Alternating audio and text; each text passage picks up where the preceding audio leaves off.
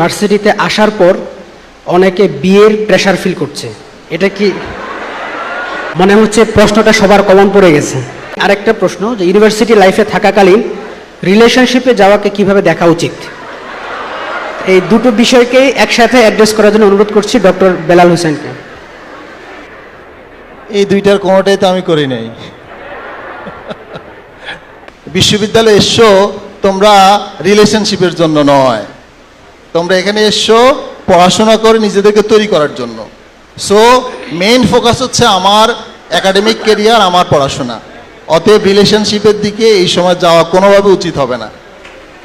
দ্বিতীয় যেটি হচ্ছে বিয়ের ব্যাপারে যার সামর্থ্য আছে, আমাদের বেলাল স্যার খুবই নিরস লোক। বেলাল সাহেব যখন বিশ্ববিদ্যালয়ে পড়তো তখন বেলালের নাম ছিল ঠান্ডা বেলা, তো তার আনসারও নিশ্চয়ই এরকমই হবে। সেকেন্ড যে প্রশ্নটি করেছো যে এই সময় বিয়ে করবা কিনা, আসলে বিয়ের ব্যাপারে সুন্নাটা কি? সামর্থ্য যোগ্যতা যদি থাকে বিয়ে করতে পারো। এখন এইটা যদি একটা বার্ডেন চাপিয়ে যায় তোমার উপর, পড়াশোনায় হ্যাম্পার হয়, তাহলে আমার মনে হয় পড়াশোনা শেষ করেই বিয়ে করা বেটার।